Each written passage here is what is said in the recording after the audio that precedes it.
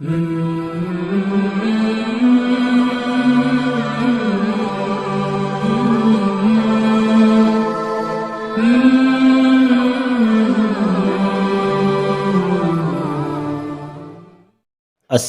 علیکم۔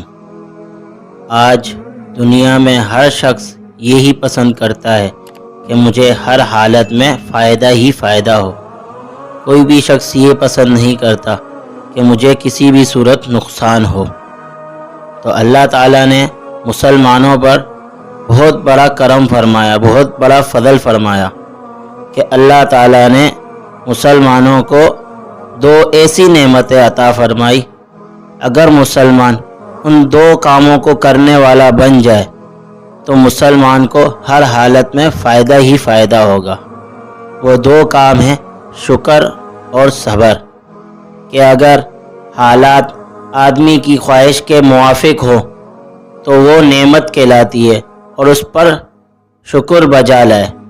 اگر وہ شکر کرے گا تو اللہ تعالیٰ نے قرآن کریم میں فرما دیا کہ شکر کرنے والوں کو میں اور زیادہ نعمتوں سے نوازوں گا۔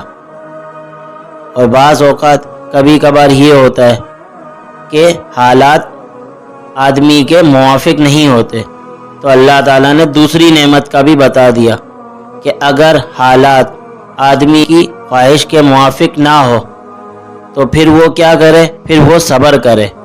کہ قرآن کریم میں اللہ تعالیٰ نے فرما دیا کہ صبر کرنے والوں کو میں بغیر حساب کے اجر دوں گا۔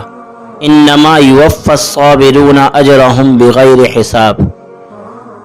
کہ دنیا کے اندر بھی دیکھا گیا ہے کہ جو چیز جتنی کم مقدار میں پائی جاتی ہے اس کی ڈیمانڈ اتنی ہی زیادہ ہوتی ہے، اس کی قیمت اتنی ہی زیادہ ہوتی ہے۔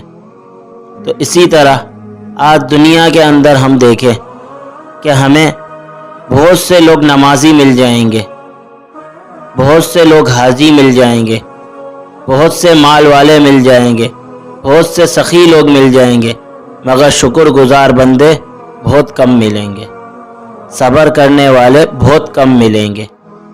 اور اللہ تعالیٰ نے ان دونوں نعمتوں پر بہت بڑے انعام رکھے ہیں کہ نعمت کے بارے میں اللہ تعالیٰ نے بتا دیا لَإِن شَكَرْتُمْ لَأَزِيدَنَّكُمْ، کہ تم میرے شکر گزار بندے بن جاؤ تو میں تمہاری نعمتوں میں اضافہ کرتا چلا جاؤں گا۔ اور اسی طرح صبر کے بارے میں فرما دیا انما یوفی الصابرون اجرہم بغیر حساب، کہ تم صبر کرنے والے بن جاؤ، صبر کا میں اتنا اجر دوں گا کہ اس کا کوئی حساب نہیں، بغیر حساب کے میں اس کا ثواب لکھ دوں گا۔ تو آج ہم صبر اور شکر کرنے والے بن جائیں تو اللہ تعالیٰ ہمیں ہر حالت کے اندر فائدہ ہی فائدہ پہنچائیں گے۔ تو آج ہم صبر اور شکر کرنے والے بن جائیں تو پھر ہر حالت کے اندر مسلمانوں کا فائدہ ہی فائدہ ہے۔ اللہ تعالیٰ سے دعا ہے کہ اللہ تعالیٰ ہمیں صبر اور شکر والی نعمت کو اپنانے کی توفیق عطا فرمائے۔